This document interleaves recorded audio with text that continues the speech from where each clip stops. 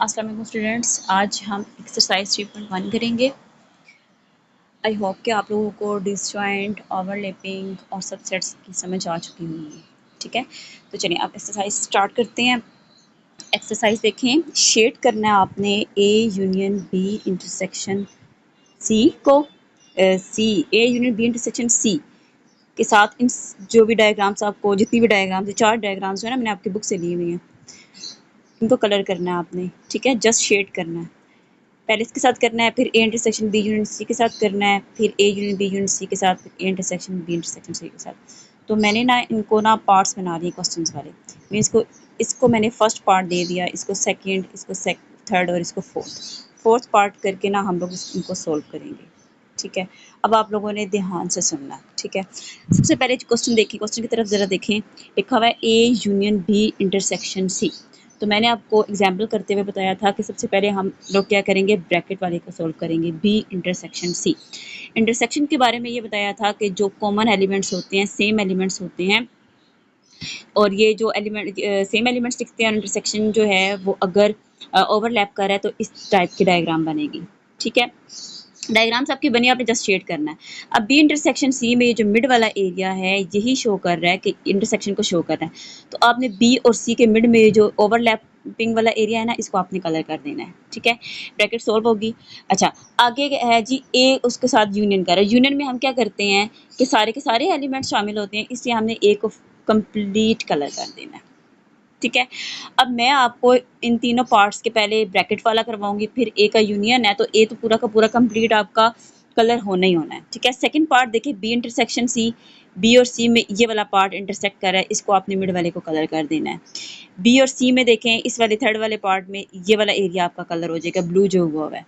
अच्छा, यहाँ पे बी और सी जो है वो ओवरलैप नहीं करे क्योंकि ये डिसजॉइंट सेट है और इसमें कोई कलरिंग नहीं होगा, क्योंकि इनका आंसर क्या है, बी इंटरसेक्शन सी इनका क्या होगा, एम्प्टी सेट होगा। ठीक है, उसके बाद मैंने आपको बताया कि ए यूनियन हो रहा है, तो यूनियन का मतलब क्या होता है कि ऑल एलिमेंट्स इसमें इंक्लूडेड होते हैं, इस वजह से हमने ए को कंप्लीट कलर करना है, ए को कंप्लीट कलर करना है।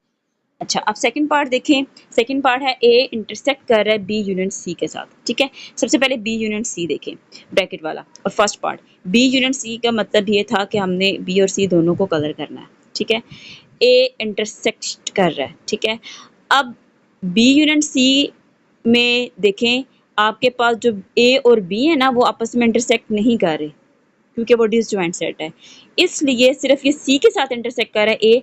आपने सी का एरिया जो उसके साथ मैच हो रहा है ना, इंटरसेक्शन वाला, ठीक है, मिड वाला, जस्ट आपने उसको कलर कर देना है।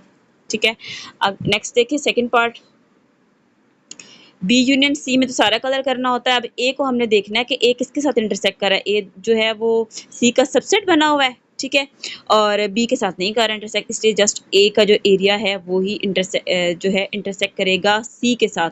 तो जस्ट ए वाला एरिया आपका कलर होगा, क्योंकि ए के सारे एलिमेंट सी में हैं, तो सी के जो एलिमेंट ए के साथ है वो इंटरसेक्ट करेंगे ना।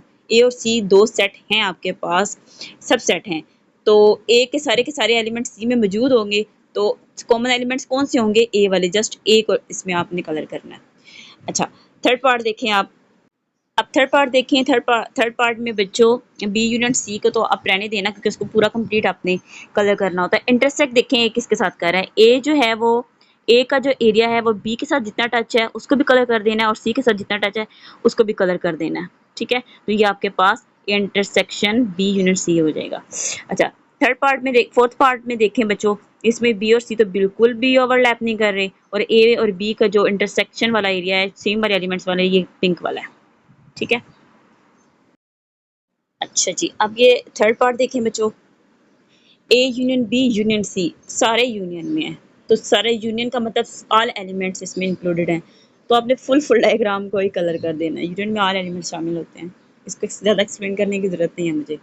ठीक है, अच्छा, फोर पार्ट देखें, इसमें जी सारा इंटरसेक्शन है। अब इसमें हमें गौर करना पड़ेगा। इंटरसेक्शन में देखें, सबसे पहले बी इंटरसेक्ट कर रहा है सी के साथ, ओके कर रहा है, ये मिड वाला एरिया, ठीक है, लेकिन ए इनके साथ इंटरसेक्ट नहीं कर रहा।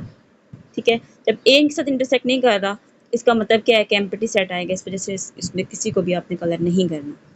अच्छा, सेकंड में देखें, इस वाले सेकंड में देखें कि आपके पास बी और सी तो ठीक है इंटरसेक्ट कर रहे हैं, लेकिन ए का इंटरसेक्शन दोनों के साथ है, तो अगर दोनों में से किसी भी एक के साथ नहीं है तो आपने उनको कलर नहीं कर सकते आप, ठीक है।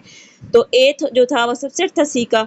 अब चूंकि ए जो है वो बी के साथ इंटरसेक्ट नहीं कर रहा है, इसलिए इसमें भी आपने कलर नहीं करना, ठीक है। ये एम्प्टी सेट इसका आंसर आएगा। अगर आपको कन्फ्यूजन होना कि एम्प्टी सेट क्यों आ रहा है, तो आप थोड़े से सेट लेकर ए बी सी के तो चेक कर लिया करें, लेकिन वो हो यही कि उसमें ए सबसेट हो और बी और बी और सी ओवरलैप कर रहे हो, ऐसे सेट आपने रखने हैं। अच्छा, थर्ड वाला देखें बच्चों, थर्ड वाले में सारे ओवरलैप कर रहे हैं, ठीक है, ए बी सी तीनों सेट।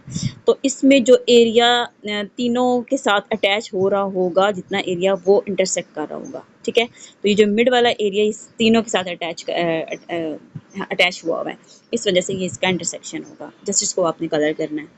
अच्छा, फोर्थ वाले में देखें, अब सी देखें, ये बिल्कुल ही डिसजॉइंट सेट है। जब एक डिसजॉइंट सेट हो गया तो फिर ए तो दोनों के साथ इंटरसेक्ट कर रहा है ना, बी और सी का, तो आपने किसी को भी कलर नहीं करना, ठीक है। इसका इंटरसेक्शन में एम्प्टी सेट आता है आंसर।